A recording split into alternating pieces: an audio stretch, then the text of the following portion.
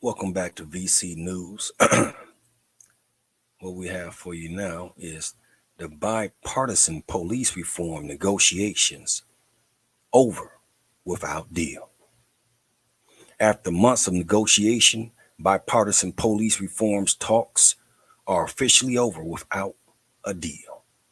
Sources told ABS News congressional correspondent Rachel Scott that Senator Cory Booker, Democrat New Jersey, called Senator Tim Scott, Republican South Carolina, Wednesday morning to tell him that negotiations will be ending after Scott didn't accept the final offer Democrats had made. More, time is running out on police reform negotiations, Senator Cory Booker. Lead negotiators for Democrats, Booker and Republican Karen Bass, Democrat California, made that final offer during a meeting Tuesday. Democrats said it was the bare minimum of what they could accept at this point. A source told ABS News.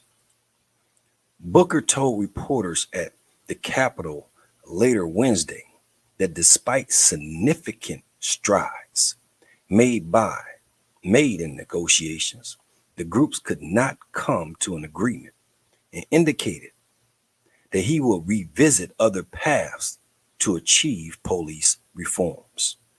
We haven't settled on any strategy, but I just want to make it clear that this is not an end. The efforts to create substantive policing reform will continue, Booker said. It is a disappointment that we, at this moment, but the fact that you have the largest police fraternity, police union in the nation, who has been willing to entertain significant and substantive reforms. The fact that you have people like the International Association of Chiefs of Police. This is a big movement than where we were just a year or two ago. Scott told ABS News that he would not be a part of defunding the police, which is also a title in Miss Mallory's book, citing concerns about high rates of violent crimes happening in many major U.S. cities. Everybody knows that change requires resources, Scott said of the negotiations.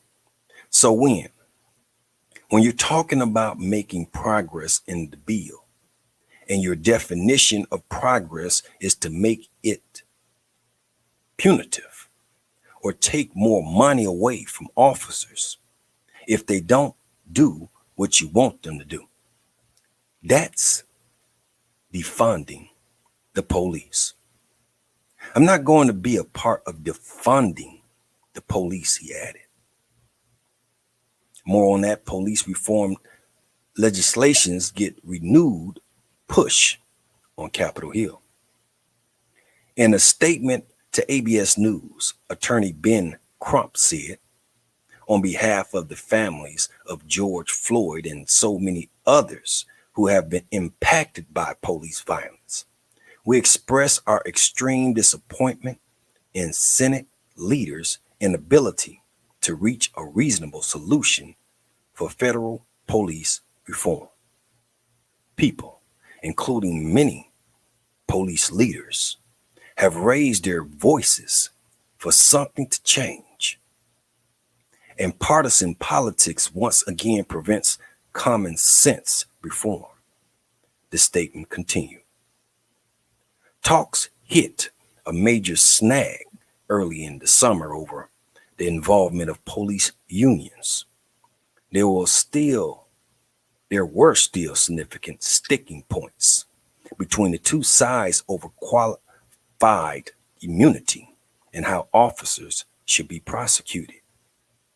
Booker said in the statement Wednesday that even with this law enforcement support and further compromises we offered, there was still too wide a gulf with our negotiating partners, and we faced significant obstacles to securing a bipartisan deal.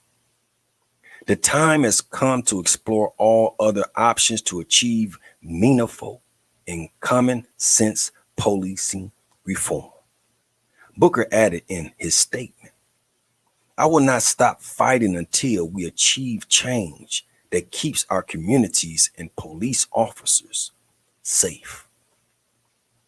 In late June, sources told ABS News that the lead negotiators had reached an agreement framework, but there were still major points of contention that led to the breakdown in negotiations. More on that. A year after George Floyd's death, America is still grappling with police violence and reform. The biggest obstacle was the disagreement from police unions. In June, Scott told Booker that if he could get unions on board with a proposal, he would not stand in the way, a source told ABS News. In the end, the National Association of Police Organizations took issue with the proposed legislation and the fact that it was not included in talks and encouraged negotiators to reject the deal. The proposal would have provided more resources to police departments, but would have also increased federal power in bringing misconduct cases in areas of excessive force, sexual misconduct, theft, and obstruction of justice. The deal not address qualified immunity, which was another hurdle for Republicans and a red line for many progressive Democrats. Despite the problems, both Democrats and Republicans voiced their commitment to continue talks in late June. However, issues of qualified immunity and how officers could be prosecuted and the involvement of police unions are proved to be insurmountable policy differences to get the proposal to the floor. More on this. Policing reform talks hit setback over qualified immunity, but negotiators plow on. Since the talks fell through, advocates have expressed disappointment and outrage. Tiffany Crutcher, whose twin brother Terrence was shot and killed by police in Oklahoma in 2016, has spent time lobbying to reform at the Capitol with the family of George Floyd. She released a statement Wednesday, specifically criticizing Scott and other GOP lawmakers. "We all know Congress can do whatever it has the will to do. We will see this next week when lawmakers will reach a last-minute agreement to avoid a shutdown," Crutcher said. And yet, after years of action, work, and pleas from Black Americans, Republican senators are unwilling to keep this promise to the American people. NAACP President Derek Johnson criticized lawmakers in a press release Wednesday. "They have chosen to stand with those who have lynched the very people they are meant to protect and serve," Johnson said.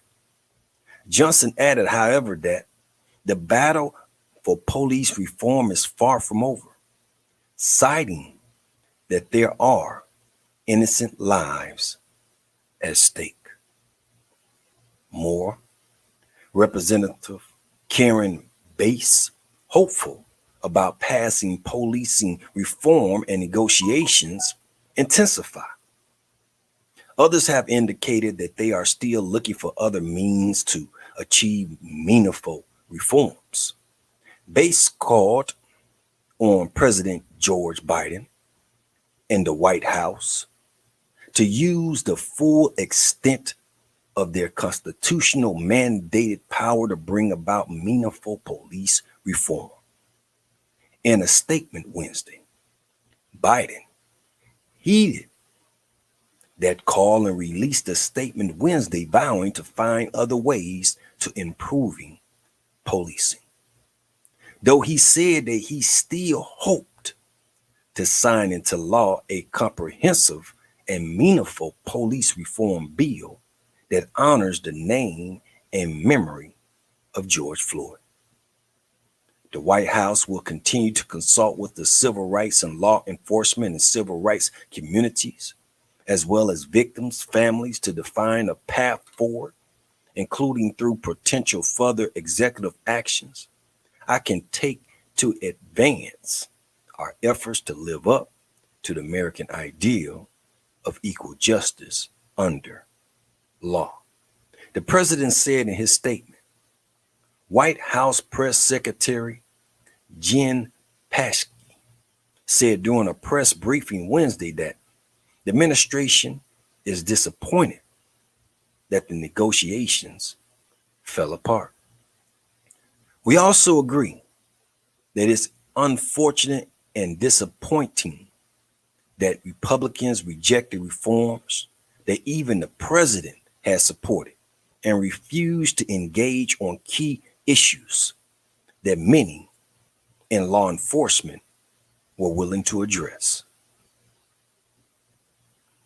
Psaki said, "We agree that's incredibly disappointing and these reforms are long overdue. And that certainly is the president's point of view." And with that being stated, family, hope you enjoyed this news. And until next time, keep your heads up, stay focused, and read. Peace.